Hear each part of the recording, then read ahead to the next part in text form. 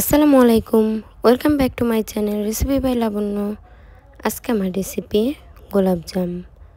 এই গোলাপজামটি আমরা ছোট বড় সকলে খেতে খুবই পছন্দ করি। আজকে আমি হাফ কাপ গরুর দুধ দিয়ে হাফ কেজি গোলাপজাম তৈরি করে দেখাবো। চলুন রেসিপিটি দেখে নিই। গোলাপজাম তৈরির জন্য সবার প্রথমে আমরা মিষ্টি শিরাটা তৈরি করে নিব। মিষ্টি শিরাটা তৈরির জন্য এখানে আমি 1 কাপ চিনি, 1 কাপ পানি আর 2টো এলাচ নিয়ে নিচ্ছি। এবার চিনি আর পানিটাকে ভালোভাবে জাল করে মিষ্টি শিরাটা তৈরি করে নিব। এর মধ্যে আমার মিষ্টি শিরাটা তৈরি হয়ে গেছে। এবার আমরা এই মিষ্টি শিরাটাকে চুলা থেকে নামিয়ে এক সাইডে রেখে দেব।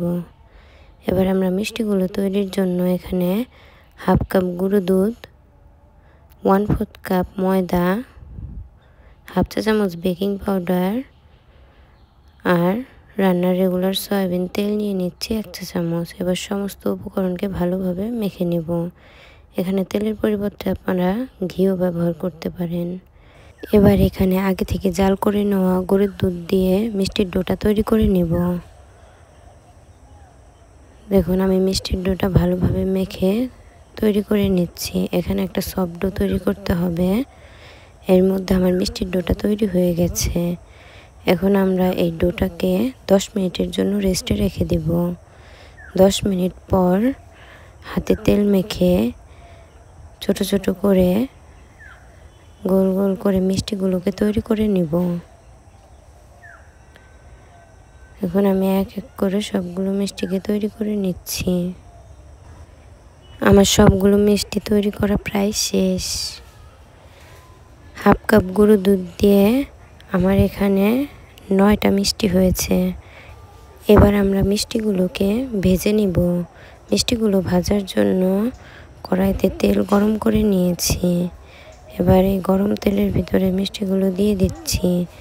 বেশি গরম তেলের ভিতরে মিষ্টিগুলো দেয়া যাবে না, তাহলে মিষ্টিগুলো ভেঙে যাবে। এভাবে মিষ্টিগুলো ভালোভাবে নেড়ে চেড়ে ভেজে নিচ্ছি। মিষ্টিগুলো ভেজে নেওয়া শেষ। এবার আমরা এই মিষ্টি শিরাটাকে গরম করে নিয়েছি। এবার গরম শিরার ভিতরে গরম মিষ্টিগুলো দিয়ে দিব। গরম শিরার ভিতরে গরম মিষ্টিগুলো দিয়ে ঢাকা দিয়ে 1 ঘন্টার জন্য ঠান্ডা হতে রেখে দিব। 1 ঘন্টা পর ফিরে এলাম। 1 ঘন্টা পর আমার মিষ্টিগুলো দেখুন, রস পুরো ভিতরে ঢুকে গেছে। মিষ্টিগুলো কতটা পারফেক্ট হয়েছে। আমার এই রেসিপিটা যদি আপনাদের ভালো লাগে প্লিজ আমার চ্যানেলটি সাবস্ক্রাইব করে দিবেন। এবার আপনাদের একটা মিষ্টি কেটে দেখিয়ে দিচ্ছি। দেখুন কতটা পারফেক্ট হয়েছে।